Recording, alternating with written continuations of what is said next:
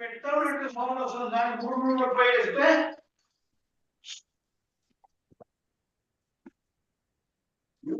కూడా ఇంకా ఓపెన్ అయిగా ఉన్నట్టు వస్తుంది.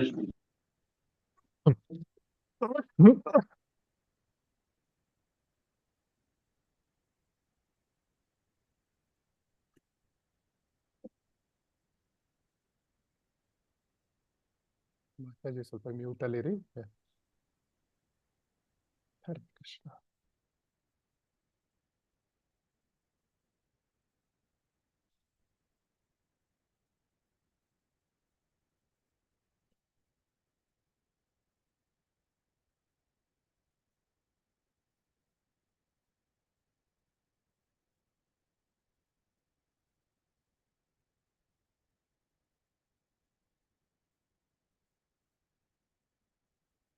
ಹರೇ ಕೃಷ್ಣ. ಎಲ್ಲರಿಗೂ ಧನ್ಯವಾದಗಳು ಇಂದಿನ ತರಗತಿಗೆ ಬಂದಿದ್ದಕ್ಕೆ. ಸೊ ಎಲ್ಲರೂ ಹಿಂದೆ ಹೇಳಿದಂತೆ ಎಲ್ಲರೂ ದಯವಿಟ್ಟು ಟೈಮಿಗೆ ಸರಿಯಾಗಿ ಬಂದರೆ ಎಲ್ರಿಗೂ ಅನುಕೂಲ ಆಗುತ್ತೆ. ಯಾಕಂದರೆ ನಮ್ಮಿಂದಾಗಿ ಮಿಕ್ಕ ಉಳಿದವರು ಕೂಡ ವೆಯ್ಟ್ ಮಾಡ್ತಾ ಇರ್ತಾರೆ. ಸೊ ಅದು ಸರಿಯಲ್ಲ. ಸೊ ಬೇಗ ಎಲ್ಲರೂ ತರಗತಿಗೆ ಬನ್ನಿ. ಸೊ ಇಂದಿನ ತರಗತಿಯನ್ನು ಎಂದಿನಂತೆ ನಾವು ಪ್ರಾರ್ಥನೆಯೊಂದಿಗೆ ಪ್ರಾರಂಭ ಮಾಡೋಣ.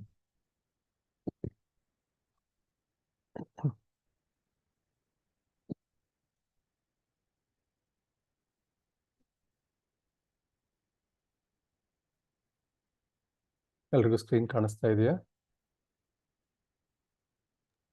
ಕಾಣಿಸ್ತಾ ಇದೆ ಪ್ರಭುಜಿ. ಹರೇ ಕೃಷ್ಣ. ರಾಧಾ ಗೋವಿಂದ ಕಿ ಜೈ. ಇಂದಿನ ತರಗತಿಯನ್ನು ರಾಧಾ ಗೋವಿಂದರ ಕೃಪೆಯಿಂದ ಮತ್ತು ನಾಮನಿಷ್ಠ ದಾಸ್ ಪ್ರಭುಜಿ ಮತ್ತು ಇತರ ಹಿರಿಯ ಭಕ್ತರ ಕೃಪೆಯಿಂದ ನಾವು ಈ ಕ್ಲಾಸನ್ನು ಮಾಡಲಿಕ್ಕೆ ಅನುಕೂಲ ಮಾಡಿಕೊಟ್ಟಿದ್ದಾರೆ. ಸೊ ಇವರೆಲ್ಲರಿಗೂ ಧನ್ಯವಾದಗಳನ್ನು ಅರ್ಪಿಸ್ತಾ ಶ್ರೀಲ ಪ್ರಭುಪಾದರ ಪಾದಚರಣಗಳಿಗೆ ನಮಸ್ಕಾರಗಳನ್ನು ಅರ್ಪಿಸುತ್ತಾ ಸೊ ಇಂದಿನ ತರಗತಿಯನ್ನು ಪ್ರಾರಂಭ ಮಾಡೋಣ. ಪ್ರಾರ್ಥನೆಯೊಂದಿಗೆ ಪ್ರಣಾಮ ಮಂತ್ರಗಳು. ಓಂ ಅಜ್ಞಾನತಿಮಿರಾಂಧಸ್ಯ ಜ್ಞಾನಾಂಜನಶಲಾಕಯ ಚಕ್ಷುರುನ್ಮಿಲಿತಂ ಯೇನ ತಸ್ಮೈ ಶ್ರೀ ಗುರವೇ ನಮಃ. ಶ್ರೀ ಚೈತನ್ಯಮನೋಭೀಷ್ಟಂ ಸ್ಥಾಪಿತಂ ಯೇನ ಭೂತಲೆ ಸ್ವಯಂ ರೂಪ ಕದಾ ಮಹ್ಯಂ ದದಾತಿ ಸ್ವಪದಾಂತಿಕಂ. ವಂದೇಹಂ ಶ್ರೀ ಗುರು ಶ್ರೀಯುತಪದಕಮಲಂ ಶ್ರೀ ಗುರೂನ್ ವೈಷ್ಣವಾಂಶ ಶ್ರೀರೂಪಂ ಸಾಗ್ರಜಾತಂ ಸಹಗಣ ರಘುನಾಥಾನ್ವಿತಂ ಸಜೀವಂ ಸಾದ್ವೈತಂ ಸಾವಧೂತಂ ಪರಿಜನ ಸಹಿತಂ ಶ್ರೀಕೃಷ್ಣ ಚೈತನ್ಯ ದೇವಂ ಶ್ರೀ ರಾಧಾ ಕೃಷ್ಣ ಪಾದಾನ್ ಸಹಗಣ ಲಲಿತಾ ಶ್ರೀ ವಿಶಾಖಾನ್ವಿತಾಂಶ.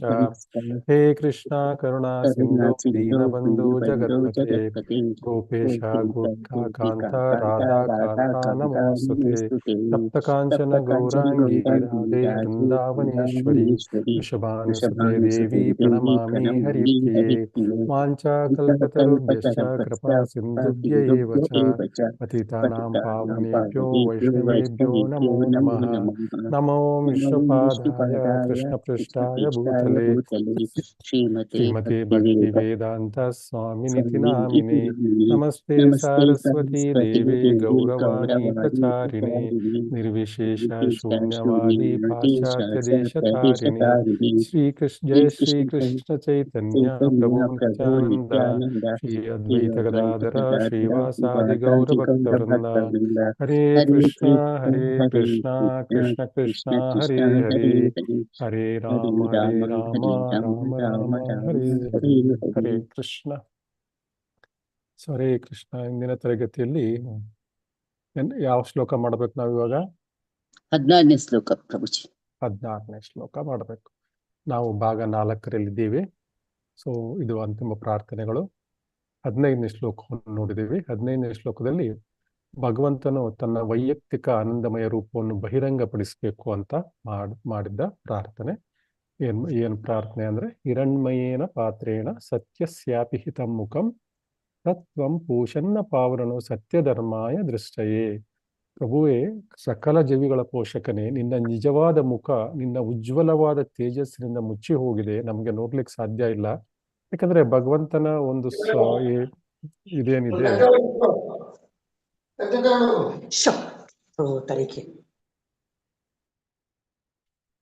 ಭಗವಂತನ ಏನು ಪ್ರಭೆ ಏನಿದೆ ಅದು ಎಷ್ಟು ಪ್ರಬಲವಾಗಿರುತ್ತೆ ಅಂದ್ರೆ, ಅದು 100 ಕೋಟಿ ಸೂರ್ಯಗಳು ಒಟ್ಟಿಗೆ ಬಂದ್ರೆ ಎಷ್ಟು ಪ್ರಭೆ ಇರುತ್ತೆ, ಕೋಟಿ ಸೂರ್ಯಗಳು ಒಟ್ಟಿಗೆ ಬಂದ್ರೆ ಎಷ್ಟು ಬೆಳಕಿರುತ್ತೆ, ಅಷ್ಟು ಬೆಳಕಿರುತ್ತೆ. ಆ ಬೆಳಕಲ್ಲಿ ನಾವು ಏನೂ ನೋಡ್ಲಿಕ್ಕೆ ಆಗೋದಿಲ್ಲ. ಒಂದು ಸೂರ್ಯನ ಬೆಳಕಲ್ಲೇ ಸೂರ್ಯನ ನಾವು ನೋಡ್ಲಿಕ್ಕೆ ಸರಿಯಾಗಿ ಆಗೋದಿಲ್ಲ. ಅಂತಹ 100 ಕೋಟಿ ಸೂರ್ಯಗಳು ಒಟ್ಟಿಗೆ ಬಂದ್ರೆ ಎಷ್ಟು ಬೆಳಕು ಬರಬಹುದು. ಸೊ ಅದರಿಂದ ಅಂತಹ ಉಜ್ವಲವಾದ ತೇಜಸ್ಸಿನಿಂದ ಮುಚ್ಚಿ ಹೋಗಿದೆ, ಭಗವಂತನ ನೋಡ್ಲಿಕ್ಕೆ ಆಗ್ತಾ ಇಲ್ಲ. ಸೊ ಅದರಿಂದ ಭಕ್ತ ಹೇಳ್ತಾ ಇದ್ದಾನೆ, ಭಕ್ತ ಪ್ರಾರ್ಥನೆ ಮಾಡ್ತಾ ಇದ್ದಾನೆ, ಭಗವಂತ ದಯವಿಟ್ಟು ಅದನ್ನು ಸರಿಸಿ, ಪಕ್ಕಕ್ಕೆ ಸರಿಸಿ, ನಿನ್ನನ್ನು ನಿನ್ನ ಶುದ್ಧ ಭಕ್ತನಿಗೆ ಕರುಣೆಯಿಂದ ತೋರಿಸಿಕೋ ಅಂತ ತೋರಿಸುವುದಕ್ಕಾಗಿ ಹೇಳ್ತಾ ಇದ್ದಾನೆ. ಸೊ ಇಲ್ಲಿ ಭಗವಂತನಿಗೆ ಪ್ರಾರ್ಥನೆ ಏನಂದ್ರೆ, ಭಗವಂತ ನಿನ್ನ ಒಂದು ತೇಜಸ್ಸನ್ನು ಕಡಿಮೆ ಮಾಡು ಅಥವಾ ತೇಜಸ್ಸು ಬದಿಕೆ ಸರಿಸು. ಯಾಕೆ ಬೇಕು ಅದನ್ನು ಬದಿಕೆ ಸರಿಸ್ಬೋದು? ಅದಕ್ಕೆ ಭಕ್ತ ಹೇಳ್ತಾ ಇದ್ದಾರೆ, ನಿನ್ನ ದರ್ಶನ ಮಾಡಬೇಕಾಗಿದೆ ನನಗೆ, ನಿನ್ನ ದರ್ಶನಕ್ಕೋಸ್ಕರ ನಾನು ಪ್ರಾರ್ಥನೆ ಮಾಡ್ತಾ ಇದ್ದೀನಿ ಅಂತ ಹೇಳಿ. ಸೊ ಈ ಪ್ರಾರ್ಥನೆಯನ್ನು ನಾವು ನೋಡಿದ್ವಿ. ಇವಾಗ 16ನೇ ಪ್ರಾರ್ಥನೆಯನ್ನು ನೋಡೋಣ. ಅಂದ್ರೆ 2ನೇ ಪ್ರಾರ್ಥನೆ, 15 ಒಂದು ಪ್ರಾರ್ಥನೆ ಮತ್ತು 16ನೇ ಇದು ಮಂತ್ರದಲ್ಲಿ ಇನ್ನೊಂದು ಪ್ರಾರ್ಥನೆ. ಸೊ ಈ ಪ್ರಾರ್ಥನೆ ಏನು ನೋಡೋಣ.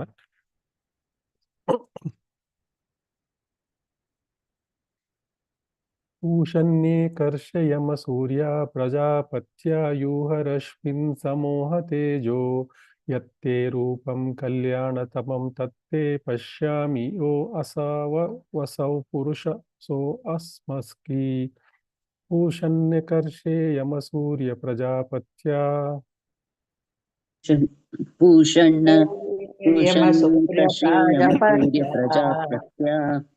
ಊಷನ್ಯೇ ಕರ್ಷೇಯಮ ಸೂರ್ಯ ಪ್ರಜಾಪತ್ಯ ಯೂಹ ರಶ್ಮೀನ್ ಸಮೂಹ ತೇಜೋ ಯೂಹ ರಶ್ಮೀನ್ ಸಮೂಹ ತೇಜೋ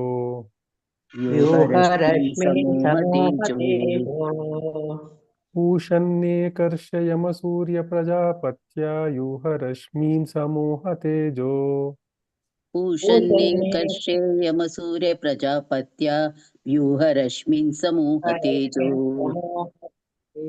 ಯತ್ತೇ ರೂಪಂ ಕಲ್ಯಾಣತಮಂ ತತ್ ಯತ್ತೇ ರೂಪಂ ಕಲ್ಯಾಣತಮಂ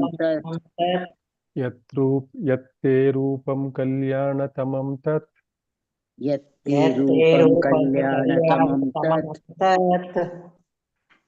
ತತ್ತೇ ಪಶ್ಯಾಮಿ ಯ ಅಸೌ ಪುರುಷ ಸ ಅಹಂ ಅಸ್ಮಿ. ತತ್ತೇ ಪಶ್ಯಾಮಿ ಯೋ ಅಸೌ ಪುರುಷ ತೇ ಪಶ್ಯಾಮಿ ಯೋ ವಸೌ ಪುರುಷ ಸೋ ಅಹಸ್ಮಸ್ಕಿ.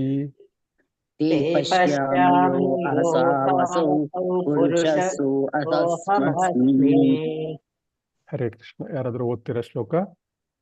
ಹರೇ ಕೃಷ್ಣ ಗುರುಜಿ. ಓದಿ ಮಾತಾಡಿ. ಮಂತ್ರ 16. ಪೂಷನ್ನೇ ಕರ್ಷಯಮ ಸೂರ್ಯ ಪ್ರಜಾಪತ್ಯ ವ್ಯೂಹ ರಶ್ಮಿನ್ ಸಮೂಹ ತೇಜೋ ಯತ್ತೇ ರೂಪಂ ಕಲ್ಯಾಣತಮಂ ತತ್ತೇ ಪಶ್ಯಾಮಿ ಯೋಸಾವಸೌ ಪುರುಷ ಸೋಹಮಸ್ಮಿ. ಹರೇ ಕೃಷ್ಣ ಗುರುಜಿ. ಹರೇ ಕೃಷ್ಣ ಮಾತಾಜಿ. ಮತ್ತೆ ಯಾರಾದ್ರೂ ಓದ್ತೀರಾ? ಓದ್ಲ ಪ್ರಭುಜಿ. ಹರೇ ಕೃಷ್ಣ. ಹರೇ ಕೃಷ್ಣ. ಮಂತ್ರ 16. ಪೂಷನ್ಯೇ ಕರ್ಷೇಯಮ ಸೂರ್ಯ ಪ್ರಜಾಪತ್ಯ ವ್ಯೂಹ ರಶ್ಮಿನ್ ಸಮೂಹ ತೇಜೋ ಯತ್ತೇ ರೂಪಂ ಕಲ್ಯಾಣತಮಂ ತತ್ತೇ ಪಶ್ಯಾಮಿ ಯೋಸಾವಸೌ ಪುರುಷ ಸೋ ಅಹಸ್ಮಸ್ಮಿ. ಧನ್ಯವಾದಗಳು ಪ್ರಭುಜಿ. ಧನ್ಯವಾದಗಳು. ಅಹಸ್ಮಸ್ಮಿ ಅಲ್ಲ, ಅಹಮಸ್ಕಿ ಅಂತ ಇದೆ. ಅದು ಅಹಮಸ್ಮಿ. ಸೋ ಅಹಮಸ್ಮಿ. ಧನ್ಯವಾದಗಳು. ಧನ್ಯವಾದ. ಮತ್ತೆ ಯಾರಾದ್ರೂ ಓದ್ತೀರಾ? ಓದ್ತೇನೆ ಪ್ರಭುಜಿ. ಓದಿ. ಈಶೋಪನಿಷತ್ ಮಂತ್ರ 16. ಪೂಷನ್ಯೇ ಕರ್ಷೇಯಮ ಸೂರ್ಯ ಪ್ರಾಜಾಪತ್ಯ ಯೂಹ ರಶ್ಮಿನ್ ಸಮೂಹ ತೇಜೋ ಯತ್ತೇ ರೂಪಂ ಕಲ್ಯಾಣತಮಂ ತತ್ತೇ ಪಶ್ಯಾಮಿ ಯೋ ಅಸಾವಸೌ ಪುರುಷಃ ಸೋ ಅಹಮಸ್ಮಿ. ಧನ್ಯವಾದಗಳು. ಧನ್ಯವಾದಗಳು ಮಾತಾಡಿ. Word to word meaning. ಓದಿ ಮಾತಾಡಿ. ಓದಿ. ಪೂಷನ್ಯೇ ಕರ್ಷಯಮ ಸೂರ್ಯ ಪ್ರಾಜಾಪತ್ಯ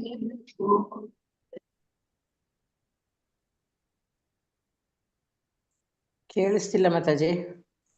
ಕೇಳಿಸ್ತಿಲ್ವಾ ಮಾತಾಜಿ? ಇಲ್ಲ, ವಾಯ್ಸ್ ತುಂಬಾ ಲೋ ಇದೆ.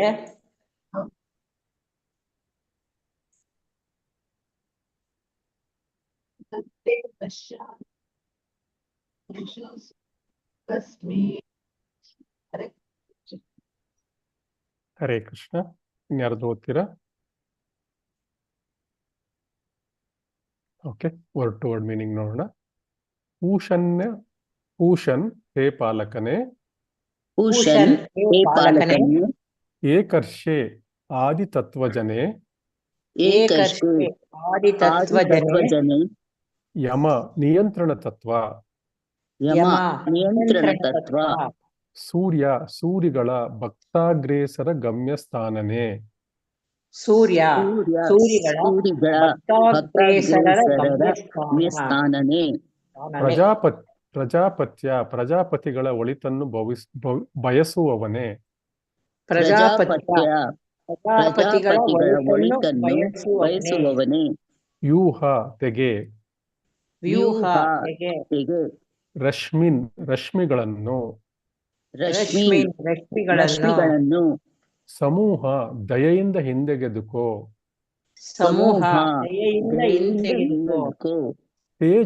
ತೇಜಸ್ಸನ್ನು, ಯತ್ ಆದ್ದರಿಂದ, ತೇ ನಿನ್ನ, ರೂಪವು, ಕಲ್ಯಾಣತಮಂ ಅತ್ಯಂತ ಶುಭಕರವಾದ, ಅತ್ಯಂತ ಶುಭಕರವಾದ, ತತ್ ಅದನ್ನು, ಸ ನಾನು, ತೇ ನಿನ್ನ, ಪಶ್ಯಾಮಿ ನೋಡುತ್ತೇನೆ, ಯಾವನು, ಅಸೌ ಸೂರ್ಯನಂತೆ, ಅಸೌ ಆ, ಪುರುಷಃ ದೇವೋತ್ತಮ ಪರಮಪುರುಷನು,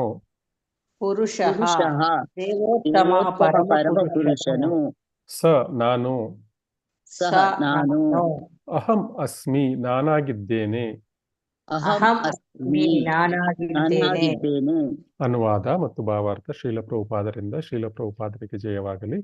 ಓ ಭಗವಂತನೇ, ಓ ಆದಿ ದಾರ್ಶನಿಕನೇ, ಜಗನ್ನಿಯಾಮಕನೇ, ಶುದ್ಧ ಭಕ್ತರ ಗಮ್ಯಸ್ಥಾನವಾದವನೇ, ಪ್ರಜಾಪತ್ಯನೇ, ದಯವಿಟ್ಟು ನಿನ್ನ ದಿವ್ಯ ಕಿರಣಗಳ ತೇಜಸ್ಸನ್ನು ತೆಗೆ.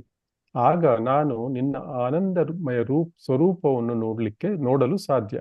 ಸೂರ್ಯನಿಗೆ ಹೇಗೋ ನನಗೂ ಹಾಗೆಯೇ ನೀನು ನಿತ್ಯನಾದ ದೇವೋತ್ತಮ ಪರಮಪುರುಷ. ಈಗ ರಿಪೀಟ್ ಮಾಡೋಣ. ಓ ಭಗವಂತನೇ, ಓ ಆದಿ ದಾರ್ಶನಿಕನೇ, ಜಗನ್ನಿಯಾಮಕನೇ,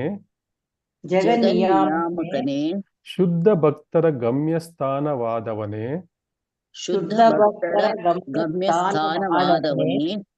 ಪ್ರಜಾಪತ್ಯನೇ, ದಯವಿಟ್ಟು ನಿನ್ನ ದಿವ್ಯ ಕಿರಣಗಳ ತೇಜಸ್ಸನ್ನು ತೆಗೆ.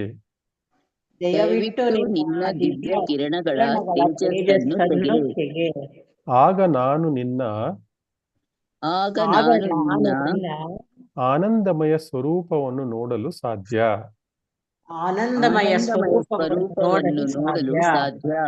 ಸೂರ್ಯನಿಗೆ ಹೇಗೋ ನನಗೂ ಹಾಗೆಯೇ ನೀನು ನಿತ್ಯನಾದ ದೇವೋತ್ತಮ ಪರಮಪುರುಷ.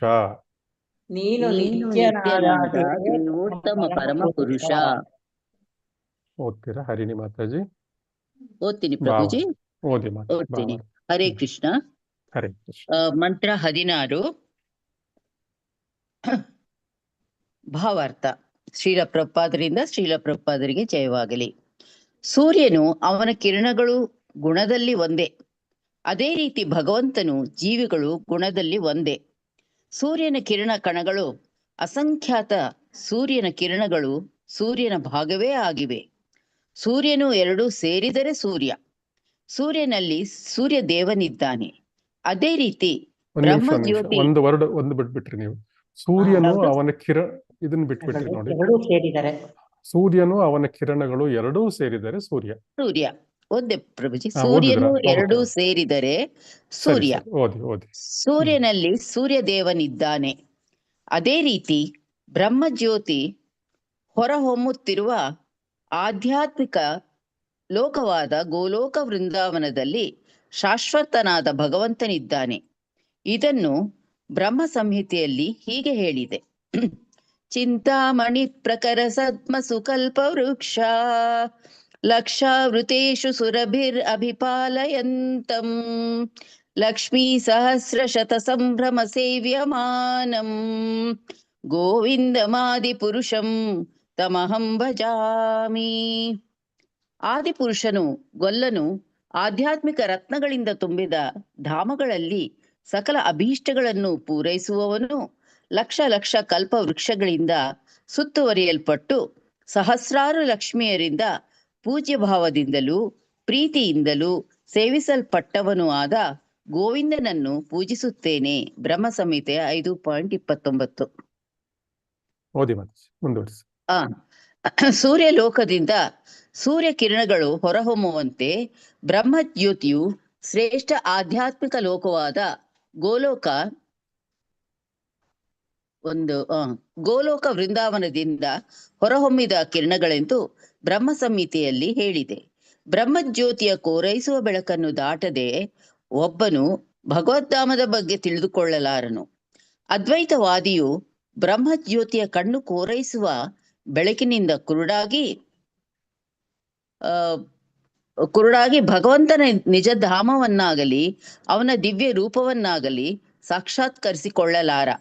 ತಮ್ಮ ಜ್ಞಾನ ದಾರಿದ್ರ್ಯದಿಂದಾಗಿ ಅಂಥ ಅದ್ವೈತವಾದಿಗಳು ಭಗವಾನ್ ಶ್ರೀಕೃಷ್ಣನ ಆನಂದಮಯ ದಿವ್ಯ ರೂಪವನ್ನು ಅರಿಯಲಾರರು. ಆದ್ದರಿಂದಲೇ ಈ ಶ್ಲೋಕದಲ್ಲಿ ಶುದ್ಧ ಭಕ್ತನು ಆ ಭಗವಂತನ ಆನಂದಮಯ ದಿವ್ಯ ರೂಪವನ್ನು ನೋಡಲು ಅನುಕೂಲವಾಗುವಂತೆ ಬ್ರಹ್ಮಜ್ಯೋತಿಯ ದೇದೀಪ್ಯಮಾನ ಕಿರಣಗಳನ್ನು ದೂರೀಕರಿಸಬೇಕೆಂದು ಈಶೋಪನಿಷತ್ ಕೋರುತ್ತದೆ. ನಿರಾಕಾರ ಬ್ರಹ್ಮಜ್ಯೋತಿಯನ್ನು ಸಾಕ್ಷಾತ್ಕರಿಸಿಕೊಂಡರೆ ಪರಮಪುರುಷನ ಶುಭ ಸ್ವರೂಪವನ್ನು ಅನುಭವಿಸಬಹುದು. ಪರಮಾತ್ಮನನ್ನು ಸಾಕ್ಷಾತ್ಕರಿಸಿಕೊಂಡಾಗ ಇನ್ನೂ ಹೆಚ್ಚಿನ ಶುಭಕರವಾದ ಅರಿವು ಉಂಟಾಗುವುದು. ದೇವೋತ್ತಮ ಪರಮಪುರುಷನನ್ನು ಮುಖಾಮುಖಿ ಸಂಧಿಸಿ ಭಕ್ತನು ಪರಮಪುರುಷನ ಅತ್ಯಂತ ಶುಭಕರವಾದ ಸ್ವರೂಪವನ್ನು ಕಂಡುಕೊಳ್ಳುತ್ತಾನೆ. ಭಗವಂತನನ್ನು ಆದಿದಾರ್ಶನಿಕ ಮತ್ತು ಜಗತ್ಪಾಲಕ ಎಂದು ಸಂಬೋಧಿಸಿರುವುದರಿಂದ ಪರಮ ಸತ್ಯವನ್ನು ನಿರಾಕಾರನೆಂದು ಪರಿಗಣಿಸಲಾಗದು. ಇದು ಈಶೋಪನಿಷತ್ತಿನ ತೀರ್ಮಾನ. ಇಲ್ಲಿ ಪೂಷನ್ ಎಂಬ ಪದ ತುಂಬಾ ಮಹತ್ವಪೂರ್ಣವಾದುದು.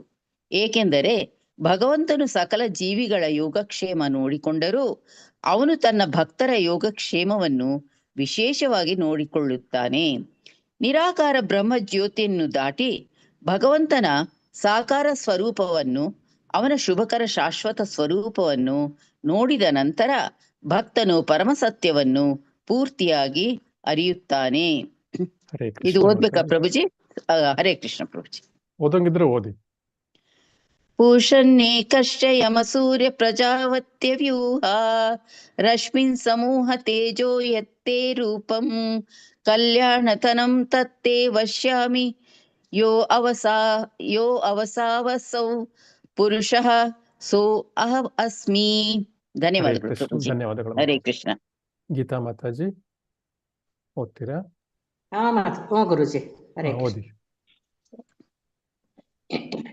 ಈಶೋಪನಿಷತ್ ಮಂತ್ರ 16. ಭಾವಾರ್ಥ. ಶೀಲ ಪ್ರಭುಪಾದರಿಂದ ಶೀಲ ಪ್ರಭುಪಾದರಿಗೆ ಜಯವಾಗಲಿ. ಶೀಲಜೀವ ಗೋಸ್ವಾಮಿ ಬರೆಯುತ್ತಾರೆ, ಪರಮಸತ್ಯದ ಪೂರ್ಣ ಕಲ್ಪನೆಯನ್ನು ದೇವೋತ್ತಮ ಪರಮ ಪುರುಷರಲ್ಲಿ ಸಾಕ್ಷಾತ್ಕರಿಸಿಕೊಳ್ಳಬಹುದು. ಏಕೆಂದರೆ ಅವನು ಸರ್ವಶಕ್ತ ಮತ್ತು ದಿವ್ಯ ಶಕ್ತಿ ಸಂಪನ್ನನು. ಪರಮಸತ್ಯದ ಪೂರ್ಣ ಶಕ್ತಿಯನ್ನು ಬ್ರಹ್ಮಜ್ಯೋತಿಯಲ್ಲಿ ಸಾಕ್ಷಾತ್ಕರಿಸಿಕೊಳ್ಳಲಾಗುವುದಿಲ್ಲ. ಆದ್ದರಿಂದ ಬ್ರಹ್ಮನ ಸಾಕ್ಷಾತ್ಕಾರವು ದೇವೋತ್ತಮ ಪರಮಪುರುಷನ ಕೇವಲ ಆಂಶಿಕ ಸಾಕ್ಷಾತ್ಕಾರ ಅಷ್ಟೇ. ಓ ಋಷಿವರ್ಯರೇ, ಭಗವಾನ್ ಎಂಬ ಪದದ ಮೊದಲ ಅಕ್ಷರವಾದ ಬಾ 2 ಪಟ್ಟು ಮಹತ್ವ ಪೂರ್ಣವಾದದ್ದು. ಒಂದು, ಪೂರ್ಣವಾಗಿ ಕಾಪಾಡುವವನು ಎಂಬ ಅರ್ಥದಲ್ಲಿ. ಎರಡು ರಕ್ಷಕ ಎಂಬ ಅರ್ಥದಲ್ಲಿ. ಎರಡನೇ ಅಕ್ಷರವಾದ ಗ ಎಂಬುದಕ್ಕೆ ಮಾರ್ಗದರ್ಶಕ, ನಾಯಕ ಅಥವಾ ಸೃಷ್ಟಿಕರ್ತ ಎಂದರ್ಥ. ವ ಎಂಬ ಅಕ್ಷರಕ್ಕೆ ಪ್ರತಿಯೊಂದು ಜೀವಿಯು ಆ ಭಗವಂತನಲ್ಲಿರುತ್ತಾನೆ ಮತ್ತು ಭಗವಂತನು ಪ್ರತಿಯೊಂದು ಜೀವಿಯಲ್ಲೂ ಇರುತ್ತಾನೆ ಎಂದರ್ಥ. ಬೇರೆ ಮಾತುಗಳಲ್ಲಿ ಹೇಳುವುದಾದರೆ ಭಗವಾನ್ ಎಂಬ ದಿವ್ಯ ಮುನಿಯು ಅನಂತ ಜ್ಞಾನ, ಬಲ, ಶಕ್ತಿ, ಶ್ರೀಮಂತಿಕೆ, ಸಾಮರ್ಥ್ಯ ಮತ್ತು ಪ್ರಭಾವಗಳನ್ನು ಸೂಚಿಸುತ್ತದೆ. ಇವಕ್ಕೆ ಐಹಿಕ ಶಕ್ತಿಯ ಅಮಲಿರುವುದಿಲ್ಲ. ಭಗವಂತನು ತನ್ನ ನಿಷ್ಕಲ್ಮಶ ಭಕ್ತರನ್ನು ಪೂರ್ತಿಯಾಗಿ ಕಾಪಾಡಿ ಅವರನ್ನು ಪರಿಪೂರ್ಣ ಭಕ್ತಿ ಮಾರ್ಗದಲ್ಲಿ ಕರೆದೊಯ್ಯುತ್ತಾನೆ. ತನ್ನ ಭಕ್ತರ ಮಾರ್ಗದರ್ಶಿಯಾಗಿ ಕೊನೆಗೆ ತನ್ನನ್ನೇ ಅರ್ಪಿಸಿಕೊಳ್ಳುವ ಮೂಲಕ ಭಕ್ತಿ ಸೇವೆಯ ಫಲಗಳನ್ನು ನೀಡುತ್ತಾನೆ.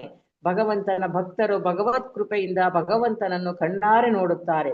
ಹೀಗಾಗಿ ಭಗವಂತನು ತನ್ನ ಭಕ್ತರಿಗೆ ಶ್ರೇಷ್ಠ ಆಧ್ಯಾತ್ಮಿಕ ಲೋಕವಾದ ಗೋಲೋಕ ವೃಂದಾವನ ತಲುಪಲು ಸಹಾಯ ಮಾಡುತ್ತಾನೆ.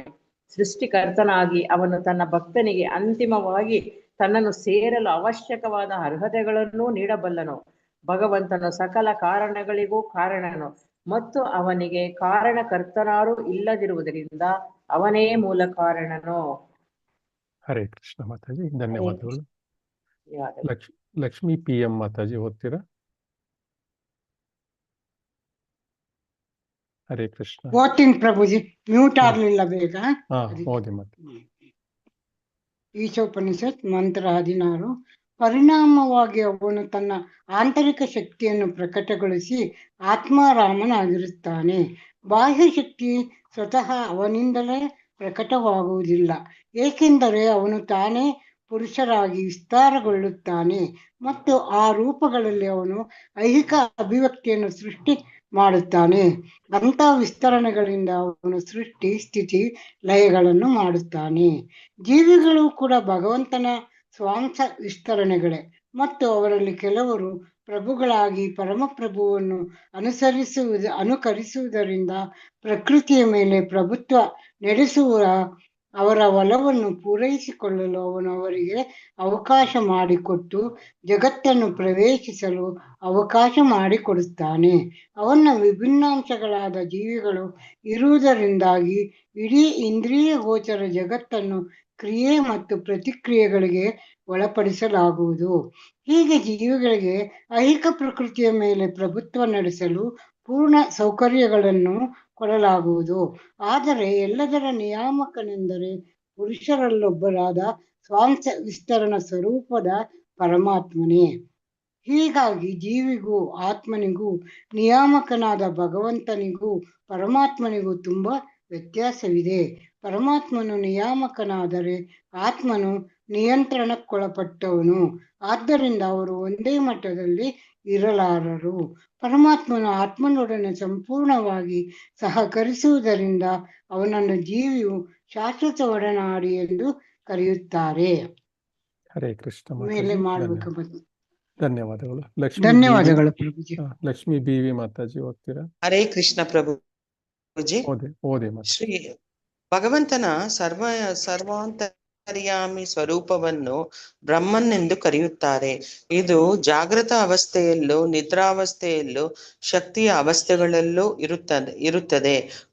ಅದರಿಂದಲೇ ಬದ್ಧ ಮತ್ತು ಮುಕ್ತ ಆತ್ಮಗಳಲ್ಲಿ ಜೀವಶಕ್ತಿ ಉಂಟಾಗುತ್ತದೆ.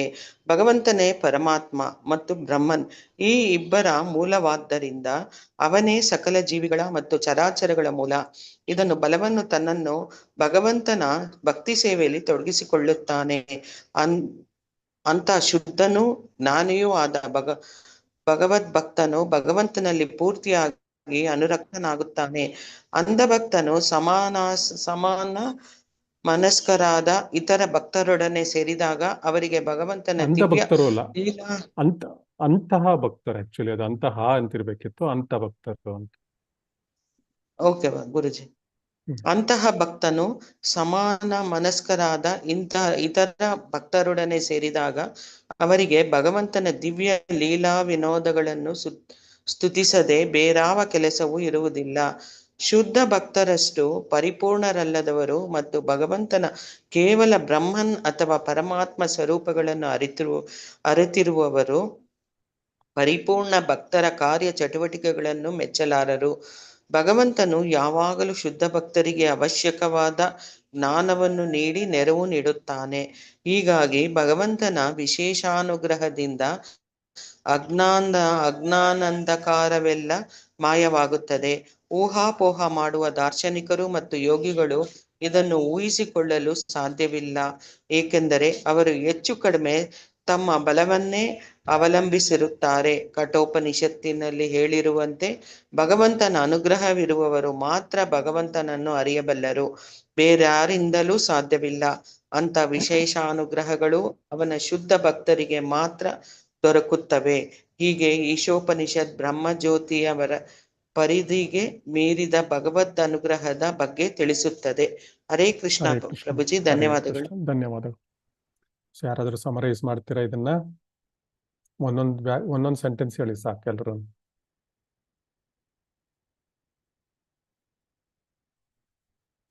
ಹರೇ ಕೃಷ್ಣ ಪ್ರಭುಜಿ.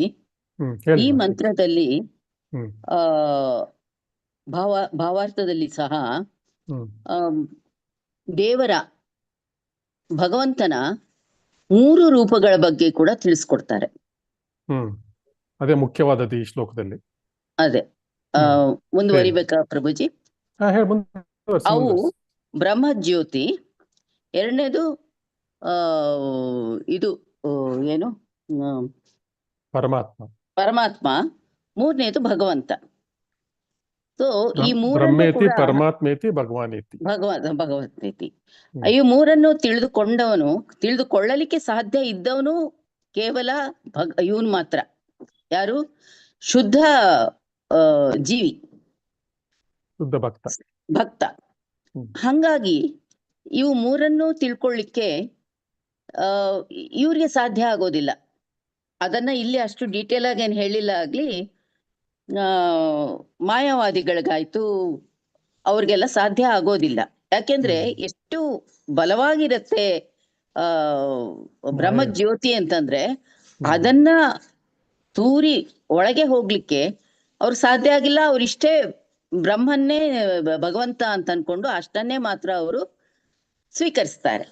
ಆದ್ರೆ ಭಕ್ತನಿಗೆ ಏನಾಗತ್ತೆ ಅಂತಂದ್ರೆ ಇಲ್ಲಿ ಹೇಳಿರುವ ಹಾಗೆ ಮೊದಲು ಬ್ರಹ್ಮನ್ ಲೆವೆಲ್ಗೆ ಬಂದು ನಂತರ ಏನು ಅಂತಂದ್ರೆ ಪರಮಾತ್ಮನನ್ನು ಕೂಡ ಮುಂದುವರೆದು ಪರಮಾತ್ಮನನ್ನ ಕೂಡ ಪಡಿಬಹುದು.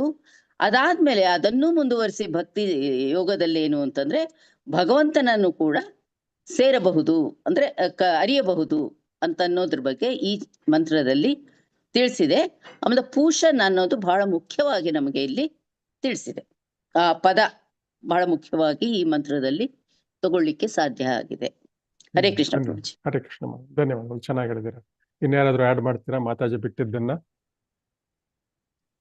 ಅವ್ರು ಹೇಳಿದ್ದೇನು ರಿಪೀಟ್ ಮಾಡೋದು ಬೇಡ, ಬೇರೆ ಏನಾದ್ರು ಹೇಳ್ತೀರಾ? ಶ್ಲೋಕದಲ್ಲೇ ಇದೆ ಎಲ್ಲಾನು.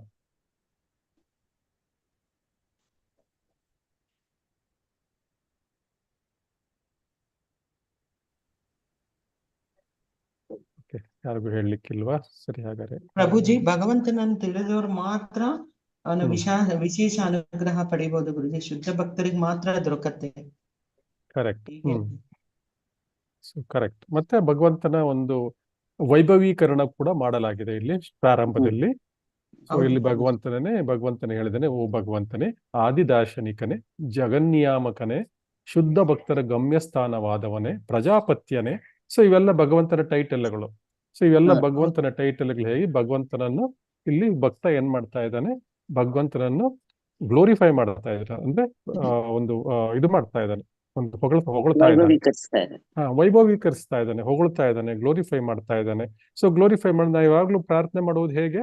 ಫಸ್ಟ್ ಭಗವಂತನನ್ನು ಗ್ಲೋರಿಫೈ ಮಾಡಬೇಕು, ಅವನನ್ನು ವೈಭವೀಕರಿಸಬೇಕು. ಭಗವಂತನ ಒಂದು ಎಲ್ಲವನ್ನು, ಅವನ ಒಂದು ಏನಿದೆ ವಿಭೂತಿಗಳನ್ನು ನಾವು ಹೇಳಬೇಕು. ನಂತರ ನಮ್ಮ ತಪ್ಪುಗಳನ್ನು ಒಪ್ಕೋಬೇಕು, ನಂತರ ಕ್ಷಮೆ ಕೇಳಬೇಕು, ಕೊನೆಗೆ ನಾವು ವರ ಕೇಳಬೇಕು. ವರ ಕೇಳೋದು ಹೇಗೆ? ನಮಗೆ ನಿನ್ನ ಪಾದ ಕಮಲಗಳ ದಿವ್ಯ ಸೇವೆಯನ್ನು ಕರುಣಿಸು. ಅದು ನಾವು ಕೇಳಬೇಕಾಗಿರೋ ಭಕ್ತರು ಕೇಳಬೇಕಾಗಿರೋ ವರ ಅದು. ನಮ್ಮ ಇದು ಐಹಿಕ ವಸ್ತುಗಳನ್ನು ಕೇಳುವುದಲ್ಲ. ಸೊ ಹೀಗಾಗಿ ಈ 4 ಸ್ಟೆಪ್ ಅಲ್ಲಿ ನಾವು ಭಗವಂತನನ್ನು ಪ್ರಾರ್ಥನೆ ಮಾಡ್ತೇವೆ. ಸೊ ಅದರಿಂದ ಇಲ್ಲಿ ಮೊದಲನೇದಾಗಿ ಭಗವಂತನ ನಾಮ ವೈಭವೀಕರಣ ನಡೀತಾ ಇದೆ. ಆಮೇಲೆ ಭಗವಂತನನ್ನು ನಾವು ಕೊನೆಯಲ್ಲಿ ಏನ್ ಮಾಡ್ತಾ ಇದ್ದೇವೆ? ಭಗವಂತ ನಿನ್ನ ಕಿರಣಗಳ ತೇಜಸ್ಸನ್ನು ತೆಗೆ ಅಂತ ಹೇಳ್ತಾ ಇದ್ದಾನೆ. ಸೊ ನಂತರ ತೆಗೆದ್ರೆ ಯಾಕೆ ತೆಗಿಬೇಕು? ಆಗ ನಾನು ನಿನ್ನ ಆನಂದಮಯ ಸ್ವರೂಪವನ್ನು ನೋಡ್ಲಿಕ್ಕೆ ಸಾಧ್ಯ. ನಿನ್ನ ಆನಂದಮಯ ಸ್ವರೂಪವನ್ನು ನೋಡ್ಲಿಕ್ಕೆ ನನಗೆ ತುಂಬಾ ಇಚ್ಛೆ ಆಗಿದೆ. ಆದ್ದರಿಂದ ನಿನ್ನ ಕಿರಣಗಳ ತೇಜಸ್ಸನ್ನು ತೆಗೆ, ಅಂದ್ರೆ ನಿನ್ನ ಕರುಣೆಯನ್ನು ನನ್ನ ಮೇಲೆ ತೋರಿಸು ಅಂತ ಕೇಳ್ತಾ ಇದ್ವಿ. ಇಲ್ಲಿ ಯಾವ ವರನೂ ಕೇಳ್ತಾ ಇಲ್ಲ. ಇಲ್ಲಿ ನಿನ್ನ ಕರುಣೆಯನ್ನು ನನ್ನ ಮೇಲೆ ತೋರಿಸು, ನಿನ್ನ ದರ್ಶನ ಭಾಗ್ಯವನ್ನು ಕೊಡು ಅಂತ ಹೇಳ್ತಾ ಇದ್ದಾರೆ. ಸೊ ಅದೇ ರೀತಿ ಸೂರ್ಯನಿಗೆ ನೀನು ಭಗವಂತ, ಅದೇ ರೀತಿ ನನಗೂ ಕೂಡ ನೀನೇ ಭಗವಂತ, ನಿತ್ಯನಾದ ದೇವೋತ್ತಮ ಪುರುಷ. ಆದ್ರಿಂದ ದಯವಿಟ್ಟು ನಿನ್ನ ಒಂದು ಇದನ್ನು ದರ್ಶನವನ್ನು ಕೊಡು ಅಂತ ಕೇಳ್ತಾ ಇದ್ದಾನೆ ಭಕ್ತ. ಸೊ ಕೊನೆಗೆ ಇದು ಭಾವಾರ್ಥದಲ್ಲಿ ಶ್ರೀಲ ಪ್ರಭುಪಾದರು ಸೂರ್ಯನ ಒಂದು ಕಿರಣಗಳು, ಸೂರ್ಯನ ಒಂದು ಗೋಳ ಮತ್ತು ಸೂರ್ಯ ಲೋಕದಲ್ಲಿರುವ ಸೂರ್ಯ ದೇವರು, ಈ ಮೂರಕ್ಕೂ ಭಗವಂತನ ಒಂದು ರಶ್ಮಿಗಳ ಬಗ್ಗೆ ಎಕ್ಸ್ಪ್ಲೈನ್ ಮಾಡಿದ್ದಾರೆ. ಸೊ ಈ ರೀತಿಯಾಗಿ ನಾವು ಈ ಶ್ಲೋಕವನ್ನು ನೋಡಿದ್ದೇವೆ. ಸೊ ಈ ಶ್ಲೋಕದಲ್ಲಿ ಇನ್ನಷ್ಟು ನಾವು ಒಂದು ಡಿಸ್ಕಸ್ ಮಾಡಬಹುದು. ಅಂದ್ರೆ ಇಲ್ಲಿ ನಾವು ಹಿಂದಿನ ಮಂತ್ರ ಏನಿದೆ 15ನೇ ಮಂತ್ರವನ್ನು, ಅದನ್ನೇ ಪ್ರಾರ್ಥನೆ, ಆ ಪ್ರಾರ್ಥನೆಯನ್ನು ಮುಂದುವರ್ಸ್ಕೊಂಡು ಹೋಗ್ತಾ ಇದ್ದಾನೆ ಭಕ್ತ. ಸೊ ಭಕ್ತ ಭಗವಂತನನ್ನು ಅನೇಕ ನಾಮಗಳಿಂದ ಕರಿತಾ ಇದ್ದಾನೆ. ಪೂಷನ್ ಅಂದ್ರೆ ಪೋಷಣೆ ಮಾಡುವವನು, ಏಕರ್ಷೆ ಅಂದ್ರೆ ಏಕಮಾತ್ರ ದಾರ್ಶನಿಕನು, ನೀನು ಪ್ರಧಾನ ಚಾಲಕನು ಅಂತ. ಯಮ ಅಂದ್ರೆ ನಿಯಂತ್ರಕ, ನೀನು ನಿಯಂತ್ರಕ. ಗಮ್ಯಸ್ಥಾನಕ್ಕೆ ಮಾರ್ಗದರ್ಶನವನ್ನು ಕೊಡುವವನು. ಗಮ್ಯಸ್ಥಾನ ಅಂದ್ರೆ ಏನು? ಗೋಲೋಕ ಬೃಂದಾವನ, ಅಲ್ಲಿಗೆ ನಮ್ಗೆ ಮಾರ್ಗದರ್ಶನ ಕೊಡುವವನು. ಸೂರ್ಯ ಮತ್ತು ಪ್ರಜಾಪತ್ಯ ಅಂದ್ರೆ ಪ್ರಜಾಪತಿ ನೀನು, ಅಂದ್ರೆ ಸೃಷ್ಟಿಯ ತಂದೆ, ಬೆಳಕು ಮತ್ತು ಶಾಖದ ಮೂಲ ನಿನ್ನಿಂದನೇ ಬರೋದು. ಸೊ ಇಲ್ಲಿ ಪ್ರಾರ್ಥನೆ ಏನ್ ಹೇಳಿದ್ರೆ ಯೂಹರಶ್ಮಿನ್ ಸಮೂಹ ತೇಜೋ, ಯೂಹರಶ್ಮಿನ್ ಸಮೂಹ ತೇಜೋ ಅಂದ್ರೆ ನಿನ್ನ ಕಿರಣಗಳನ್ನು ಮತ್ತು ತೇಜಸ್ಸನ್ನು ದಯವಿಟ್ಟು ಹಿಂದೆ ಸರಿಸು. ಈ ನಿರಾಕಾರ ಬ್ರಹ್ಮ, ಈ ಭಗವಂತನ ಇದು ಏನಿದೆ, ತೇಜಸ್ ಏನಿದೆ, ಅದು ಭಗವಂತನೇ ಸರಿಸ್ಲಿಕ್ಕೆ ಸಾಧ್ಯ ಆಗಿರೋದು. ನಾವು ಬೇರೆ ಯಾರ ಕೈಯಲ್ಲೂ ಅದನ್ನು ಪಕ್ಕಕ್ಕೆ ಸರಿಸ್ಲಿಕ್ಕೆ ಸಾಧ್ಯ ಇಲ್ಲ, ಅದ್ರ ಹಿಂತಕೊಳ್ಳೋಕ್ಕೂ ಸಾಧ್ಯ ಇಲ್ಲ. ಕೇವಲ ಭಗವಂತ ಭಕ್ತನ ಮೇಲೆ ಕೃಪೆ ತೋರಿ ಅದನ್ನು ಹಿಂದೆ ತೆಗೋಗ್ಬೇಕು ಅಲ್ವಾ? ಸೊ ಈ ನಿರಾಕಾರ ಬ್ರಹ್ಮ ತೇಜಸ್ ಏನಿದೆ, ಬ್ರಹ್ಮ ಜ್ಯೋತಿ ಯಾವಾಗ ಹಿಂದೆ ಸರಿಯುತ್ತೆ ಆಗಲೇ ನಮಗೆ ವ್ಯಕ್ತಿಗತ ಭಗವಂತನ ದರ್ಶನ ಸಾಧ್ಯ. ಯಾವಾಗ ನಾವು ಸೂರ್ಯನ ಬೆಳಕಿನಿಂದ ಕಣ್ಣು ಕೋರೈಸುವ ಬೆಳಕಿನಿಂದ ನಾವು ಮುಂದಕ್ಕೆ ಹೋಗಿ ನಾವು ಆಗ್ಲೇ ಸೂರ್ಯನ ದರ್ಶನ ಮಾಡ್ಲಿಕ್ಕೆ ಸಾಧ್ಯ. ಆ ಸೂರ್ಯನ ಬೆಳಕನ್ನು ಯಾರು ಹಿಂತೆಗಲಿಕ್ಕೆ ಸಾಧ್ಯ? ಕೇವಲ ಸೂರ್ಯನೇ ಹಿಂತೆಗೊಳ್ಳೋಕೆ ಸಾಧ್ಯ, ನಾವೆಲ್ಲ ಹಿಂದೆ ತೆಗೊಳ್ಳೋಕೆ ಸಾಧ್ಯ ಇಲ್ಲ. ಸೊ ಸೂರ್ಯ ದೇವರ ದರ್ಶನ ಆಗ್ಬೇಕು ಅಂದ್ರೆ ನಾವು ಸೂರ್ಯ ಗೋಳಕ್ಕೆ ಹೋಗ್ಬೇಕು. ಸೂರ್ಯ ಗೋಳನ ನಮಗೆ ಕಾಣಿಸೋದಿಲ್ಲ, ಎಷ್ಟು ಬೆಳಕಿದೆ ಅಲ್ವಾ, ಎಷ್ಟು ಮಧ್ಯಾಹ್ನದ ಸಮಯದಲ್ಲಿ ಎಷ್ಟು ಬೆಳಕಿರುತ್ತೆ. ಅದು ನಾವು ಒಂದು 2-10 ಸೆಕೆಂಡ್ ಸೂರ್ಯನ ನೋಡಿದ್ರೆ ಆಮೇಲೆ ನಮ್ಗೆ ಕಣ್ಣು ಕುಕ್ಕು ಬಿಡುತ್ತೆ. ಅದು ಬೇರೆ ಏನು ನೋಡ್ಲಿಕ್ಕೆ ಸಾಧ್ಯ ಇಲ್ಲ. 10-15 ನಿಮಿಷ ನಮ್ಗೆ ಏನು ಕಾಣಿಸೋದೇ ಇಲ್ಲ. ಸೊ ನಮ್ಮ ಕಣ್ಣುಗಳು ಅಷ್ಟು ಕ್ಲೋಸ್ ಆಗ್ಬಿಡುತ್ತವೆ, ಅದನ್ನ ನೋಡ್ಲಿಕ್ಕೆ ಸಾಧ್ಯ ಇಲ್ಲ. ಇಷ್ಟು ಕಷ್ಟ ಆದ್ರೆ ಒಂದು ಸೂರ್ಯನ ನೋಡೋದ್ರೆ ಕೋಟಿ ಸೂರ್ಯನ ಒಟ್ಟಿಗೆ ಇದ್ರೆ ಭಗವಂತನ ಪ್ರಭೆಯಲ್ಲಿ ಹೇಗೆ ನಾವು ಅದನ್ನ ತೆಗಿಲಿಕ್ಕೆ ಸಾಧ್ಯ? ಸೊ ಅದರಿಂದ ದರ್ಶನ ಸಾಧ್ಯ, ಭಗವಂತನ ದರ್ಶನ ಸಾಧ್ಯ ಯಾವಾಗ ಭಗವಂತ ಆ ಕಿರಣಗಳನ್ನು ಹಿಂತಗೋತಾನೆ. ಸೊ ಮತ್ತೆ ಪರಮ ಸ್ವರೂಪದ ದರ್ಶನ, ಕಲ್ಯಾಣ ತಮಂ ರೂಪಂ ಅಂತ ಇಲ್ಲಿ ಹೇಳಿದ್ದಾರೆ ಮಂತ್ರದಲ್ಲಿ. ಕಲ್ಯಾಣ ತಮಂ ರೂಪಂ ಅಂದ್ರೆ ಪರಮ ಸ್ವರೂಪದ ದರ್ಶನ. ಸೊ ಹೇಗೆ ಸಾಧ್ಯ? ತೇಜಸ್ಸನ್ನು ತೆಗೆದುಹಾಕುವುದರಿಂದ. ನಂತರ ಭಕ್ತ ಹೇಳ್ತಾ ಇದ್ದಾನೆ, ತೇಜಸ್ಸನ್ನು ಯಾಕೆ ತೆಗಿಬೇಕು ಅನ್ನೋದು ಕೂಡ ಭಕ್ತ ಹೇಳ್ತಾ ಇದ್ದಾನೆ. ಯತ್ತೇ ರೂಪ ಕಲ್ಯಾಣಂ ತಮಂ ತತ್ತೇ ಪಶ್ಯಾಮಿ. ನಿನ್ನ ಅತ್ಯಂತ ಮಂಗಳವಾದ, ಅತ್ಯಂತ ಶುಭಕರವಾದ ರೂಪವನ್ನು ನಾನು ನೋಡ್ಲಿಕ್ಕೆ ಇಷ್ಟಪಡ್ತಾ ಇದ್ದೇನೆ. ಆ ಕಾರಣದಿಂದ ನೀನು ನಿನ್ನ ಬೆಳಕನ್ನು, ನಿನ್ನ ಕಣ್ಣು ಕೋರೈಸುವ ಈ ಜ್ಯೋತಿ ಏನಿದೆ ಅದನ್ನು ಪಕ್ಕಕ್ಕೆ ಸರಿಸು. ಮತ್ತು ಭಗವಂತ ಸಚ್ಚಿದಾನಂದ ವಿಗ್ರಹ, ಭಗವಂತ ಶ್ರೀಕೃಷ್ಣ ಅಥವಾ ವಿಷ್ಣು ಶಾಶ್ವತ ಜ್ಞಾನಮಯ ಮತ್ತು ಆನಂದಮಯ ವ್ಯಕ್ತಿತ್ವದ ರೂಪವನ್ನು ಅದು ಭಗವಂತನ ಸಚ್ಚಿದಾನಂದ ವಿಗ್ರಹ ತೋರಿಸುತ್ತೆ. ಈ ದರ್ಶನ ಪಡ್ಕೋಬೇಕೇನಿದೆ, ಈ ಸಚ್ಚಿದಾನಂದ ವಿಗ್ರಹವಾದ ಕೃಷ್ಣನ ದರ್ಶನ ಪಡ್ಕೊಳ್ಳೋದೆ ನಮ್ಮ ಎಲ್ಲ ಒಂದು ಆಧ್ಯಾತ್ಮಿಕದ ಗುರಿ. ಈ ಉಪನಿಷತ್ತುಗಳು, ವೇದಗಳು, ಎಲ್ಲಗಳ ಗುರಿ ಏನು? ಭಗವಂತನ ಸಚ್ಚಿದಾನಂದ ವಿಗ್ರಹ ಸಚ್ಚಿದಾನಂದ ಸ್ವರೂಪನಾದ ಭಗವಂತನ ಒಂದು ದರ್ಶನವನ್ನು ಪಡ್ಕೊಳ್ಳೋದು. ಸೊ ಆದ್ರಿಂದ ಇಲ್ಲಿ ಈ ಮಂತ್ರದಲ್ಲಿ ಸೋಹಂ ಅಸ್ಮಿ ಅಂತ ಹೇಳಿದ್ದಾರೆ. ಸೊ ಅಹಂ ಅಸ್ಮಿ ಮಂತ್ರದಲ್ಲಿ ಹೇಳಿದ್ದಾರೆ, ಸಾಕ್ಷಾತ್ ಆತ್ಮ ಸಾಕ್ಷಾತ್ಕಾರದ ಘೋಷಣೆ ಇದು. ಸೋಹಂ ಅಹಸ್ಮಿ ಅಂದ್ರೆ ಆ ಪುರುಷ ರೂಪದವನೇ ನಾನು ಸಹ ನಿನ್ನಂತೆಯೇ ಇರುವ ಆತ್ಮ. ಅಂದ್ರೆ ಕ್ವಾಲಿಟೇಟಿವ್ಲಿ ನಾನು ನಿನ್ನ ಹಾಗೆ. ಒಂದು ಸಮುದ್ರದ ಒಂದು ಹನಿ ಹೇಗೆ ಅದರ ಕೆಮಿಕಲ್ ಕಾಂಪೋಸಿಷನ್ ನಾವು ನೋಡಿದ್ರೆ ಇದರಲ್ಲಿ ರಾಸಾಯನಿಕ ಕಾಂಪೋಸಿಷನ್ ಏನಿದೆ ಅದನ್ನ ನೋಡಿದ್ರೆ ನಾವು ಅದು ಎಕ್ಸಾಕ್ಟ್ಲಿ ಉಳಿದ ಸಮುದ್ರದಲ್ಲಿರುವ ಎಲ್ಲ ಸಂಪೂರ್ಣ ನೀರಿನಂತೆ ಇರುತ್ತೆ, ಅಂದ್ರೆ ಕೇವಲ ಒಂದು ಕಣದಲ್ಲಿ. ಆದ್ರೆ ಅದರದ್ದು ಕ್ವಾಂಟಿಟಿ ಅಷ್ಟು ಕ್ವಾಲಿಟೇಟಿವ್ಲಿ ಮಾತ್ರ ಇರ್ತೀವಿ. ಕ್ವಾಂಟಿಟೇಟಿವ್ಲಿ ಅಂದ್ರೆ ನಾವು ವಾಲ್ಯೂಮ್ ಅಲ್ಲಿ ಇರೋದಿಲ್ಲ, ಅಂದ್ರೆ ಸಂಪೂರ್ಣ ಅದರ ಶಕ್ತಿ ಏನಿದೆ, ಸಮುದ್ರದ ಶಕ್ತಿ ಆ ಒಂದು ನೀರಿನ ಕಣದಲ್ಲಿ ಇರುವುದಿಲ್ಲ. ಆದ್ರೆ ಆ ಒಂದು ಕಣದಲ್ಲಿ ಸಮುದ್ರದ ಕೆಮಿಕಲ್ ಏನಿದೆ, ಕಾಂಬಿನೇಷನ್ ಇದೆ, ಅದರಲ್ಲಿ ಉಪ್ಪು ನೀರು, ಇದು ಕೂಡ ಉಪ್ಪು ನೀರೇ ಹಾಗೆ ಇರುತ್ತೆ. ಇದೇ ರೀತಿ ಶ್ರೀಲ ಪ್ರಭುಪಾದರು ಅವಾಗ ಚಿನ್ನದ ಗಣಿ ಮತ್ತು ಚಿನ್ನದ ಒಂದು ಕಣಕ್ಕೆ ಕೂಡ ಅವರು ಈ ಉದಾಹರಣೆಯನ್ನು ಕೊಡ್ತಾ ಇರ್ತಾರೆ. ಇಲ್ಲಿ ಗುಣದಲ್ಲಿ ಸಾಮ್ಯತೆ ಇದೆ, ಪ್ರಮಾಣದಲ್ಲಿ ಅಲ್ಲ. ಕೇವಲ ಗುಣ, ನಮ್ಗೆ ಗುಣದಲ್ಲಿ ಸಾಮ್ಯತೆ ಇದೆ. ಸೊ ಅದರಿಂದ ಭಕ್ತ ಹೇಳ್ತಾ ಇದ್ದಾನೆ, ಪುರುಷ ರೂಪದವನೇ ಶ್ರೀಕೃಷ್ಣ, ನಾನು ಸಹ ನಿನ್ನಂತೆಯೇ ಆತ್ಮ. ಸೊ ನನ್ನ ಆತ್ಮ ಕೂಡ ನಿನ್ನಂತೆ ಸಚ್ಚಿದಾನಂದ, ಆದ್ರೆ ಅದನ್ನು ನಾನು ಕಡಿಮೆ, ನನ್ನ ಇದರಲ್ಲಿ ಕಡಿಮೆ, ಗುಣದಲ್ಲಿ ಮಾತ್ರ ಸಾಮ್ಯತೆ ಇದೆ. ಸೊ ಅದರಿಂದ ಭಗವಂತ ಹೇಳ್ತಾ ಇದ್ದ, ಇಬ್ಬರೂ ಕೂಡ ಭಗವಂತ ಮತ್ತೆ ಜೀವಾತ್ಮ ಎರಡೂ ಕೂಡ ಇಬ್ಬರು ಶಾಶ್ವತರು. ಶಾಶ್ವತರ ಅಂದ್ರೆ ಸತ್, ಇಬ್ಬರು ಪ್ರಜ್ಞಾಪೂರ್ಣರು. ಇದು ಚಿತ್ ಅಂದ್ರೆ ಇಬ್ಬರು ಕೂಡ ಪ್ರಜ್ಞಾಪೂರ್ಣರು, ಜ್ಞಾನ ಇದೆ.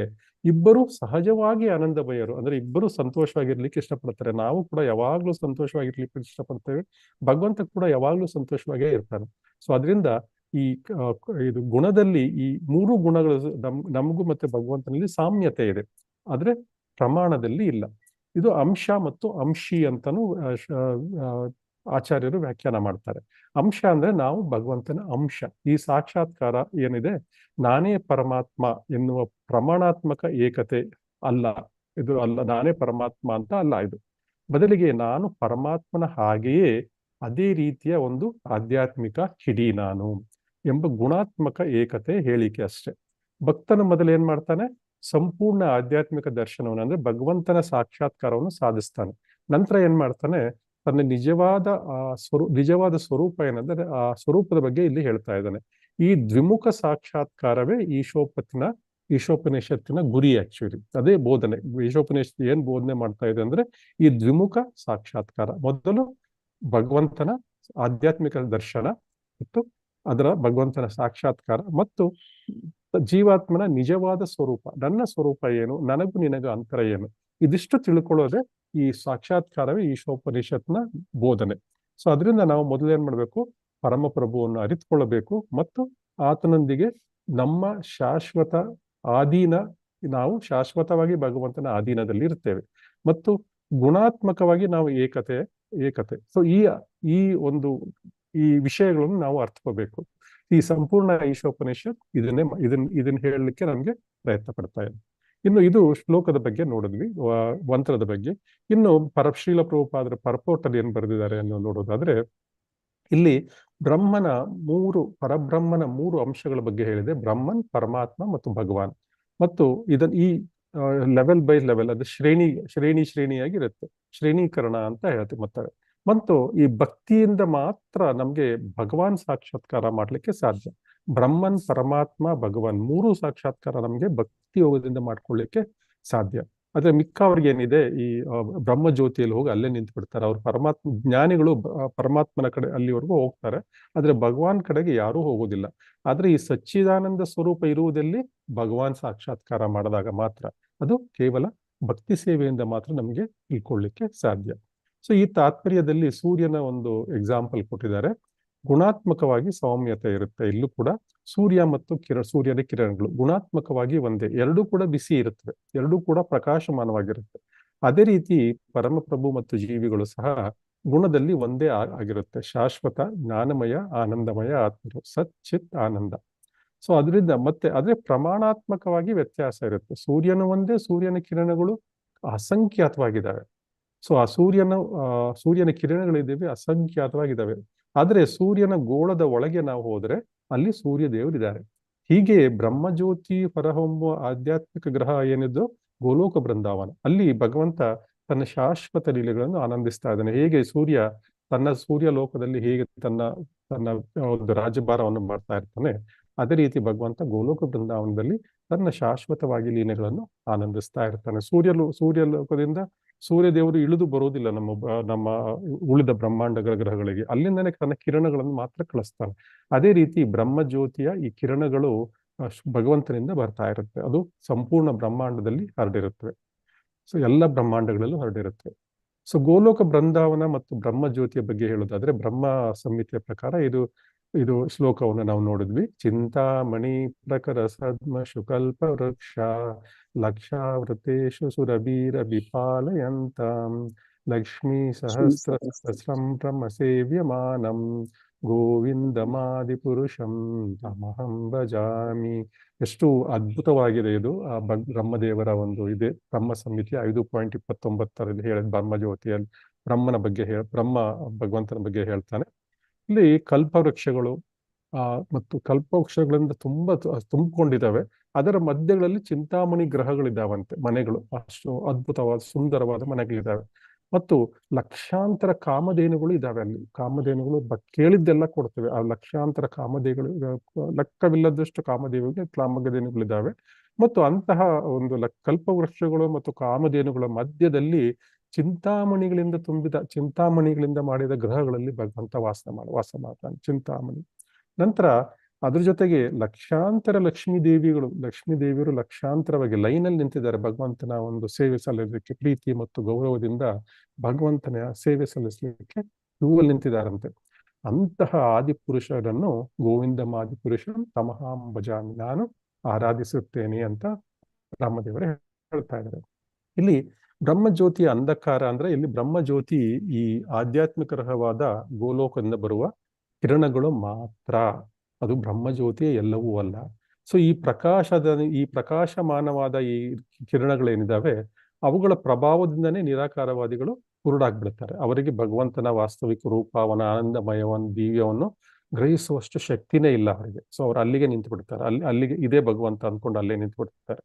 ನಂತರ ಇನ್ನು ಸ್ವಲ್ಪ ಮೇಲೆ ಲೆವೆಲ್ಗೆ ಹೋದ್ರೆ ಈ ಸ್ವಲ್ಪ ಈ ಜ್ಞಾನಿಗಳು ಏನ್ ಮಾಡ್ತಾರೆ, ಜ್ಞಾನಿಗಳು ಅಷ್ಟಾಂಗ ಯೋಗಿಗಳು ಇವರೆಲ್ಲ ಏನ್ ಮಾಡ್ತಾರೆ, ಇನ್ನೊಂದು ಬ್ರಹ್ಮನಿಂದ ಒಂದು ಲೆವೆಲ್ ಮೇಲೆ ಹೋಗ್ತಾರೆ. ಇವರು ನಿರಾಕಾರ ಬ್ರಹ್ಮ ಜ್ಯೋತಿ ಅಂತ ತಿಳ್ಕೊಳ್ತಾರೆ. ಆಮೇಲೆ ಇದೇ ಲಾಸ್ಟ್ ಅಲ್ಲ ಅಂದ್ಬಿಟ್ಟು ಪರಮಾತ್ಮ ಸಾಕ್ಷಾತ್ಕಾರಕ್ಕೆ ಹೋಗ್ತಾರೆ.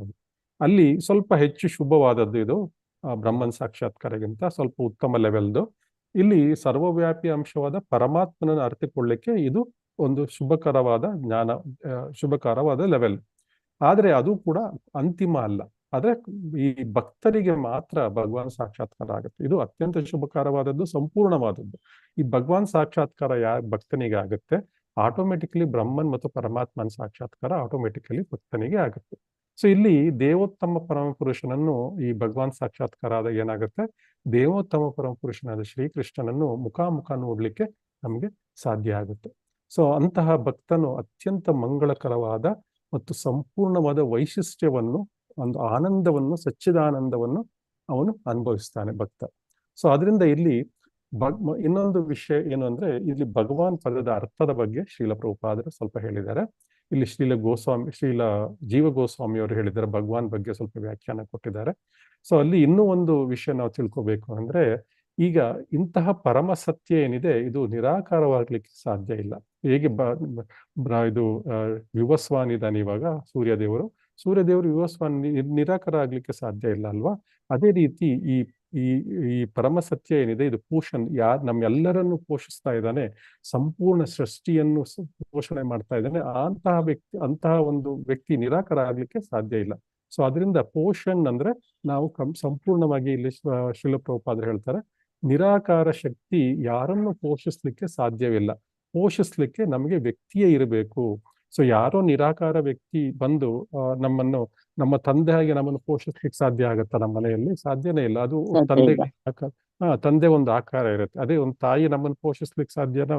ಆಕಾರವೇ ಇಲ್ಲ ತಾಯಿಗೆ, ಹೇಗೆ ನಮ್ಮನ್ನು ಪೋಷಿಸ್ಲಿಕ್ಕೆ ಸಾಧ್ಯ?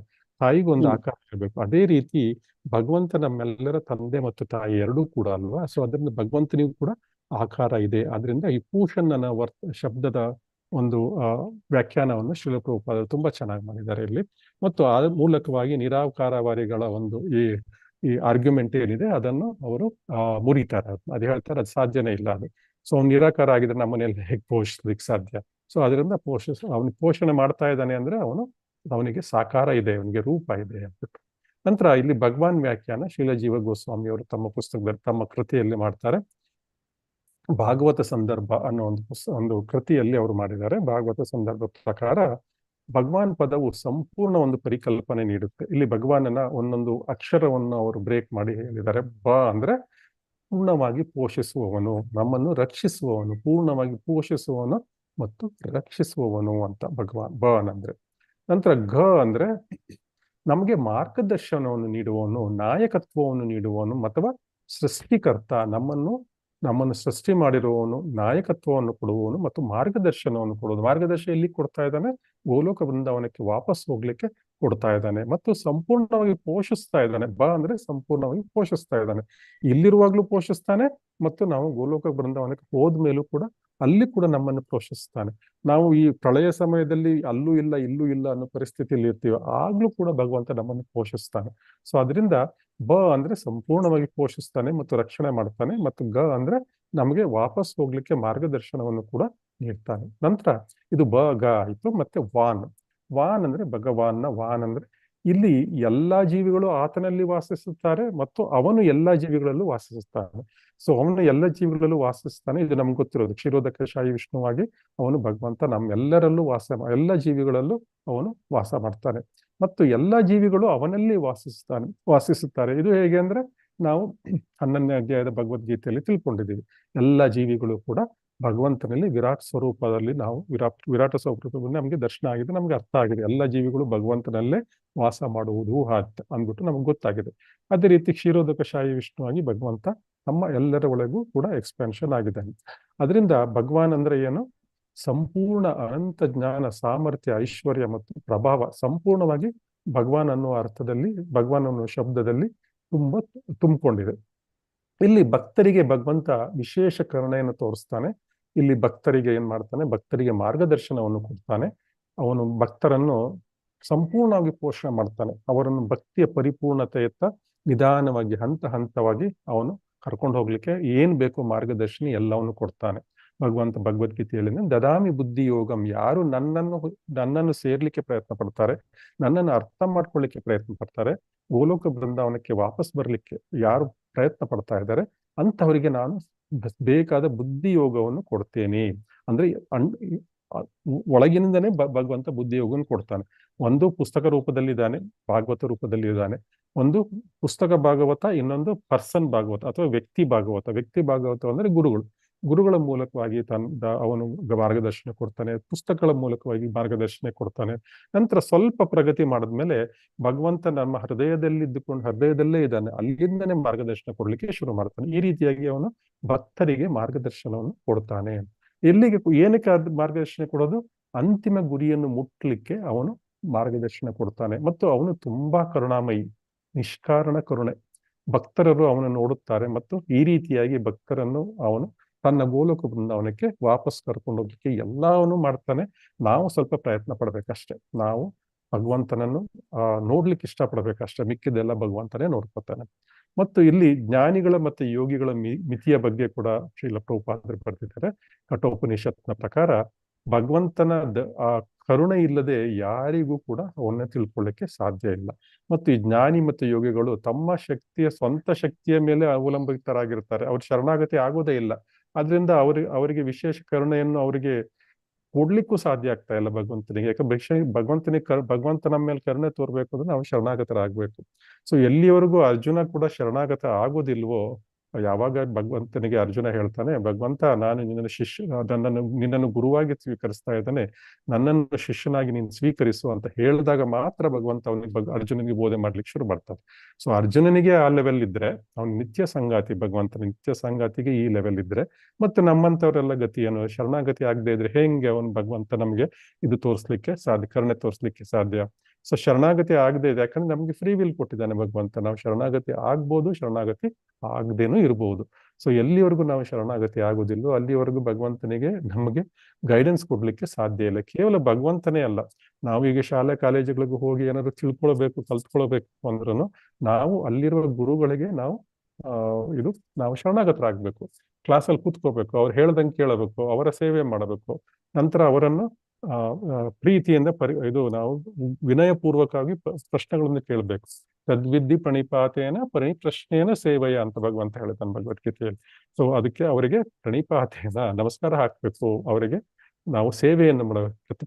ಪರಿಪ್ರಶ್ನೆಯನ್ನ ಅಂದ್ರೆ ನಾವು ಸರಿಯಾಗಿ ಪ್ರಶ್ನೆಗಳನ್ನು ಕೇಳಬೇಕು ವಿನಯಪೂರ್ವಕವಾಗಿ. ನಂತರ ಸೇವೆಯ ಅಂದ್ರೆ ಸೇವೆಯನ್ನು ಕೂಡ ಮಾಡಬೇಕು. ಈ ರೀತಿಯಾಗಿ ನಾವು ಯಾವುದೇ ವಿಷಯ ತಿಳ್ಕೊಬೇಕಂದ್ರೂ ನಾವು ಈ ರೀತಿಯಾಗಿ ಮಾಡಬೇಕು. ಸೊ ಅದೇ ರೀತಿಯಿಂದ ಭಗವಂತನ ವಿಶೇಷ ಕರುಣೆ ಸಿಗ್ಬೇಕು ಅಂದ್ರೆ ನಮ್ಗೆ ನಾವು ಭಗವಂತನ ಗುರುಗಳ ಮೂಲಕವಾಗಿ ನಾವು ಏನ್ ಮಾಡಬೇಕು, ಭಗವಂತನಿಗೆ ಶರಣಾಗಬೇಕು.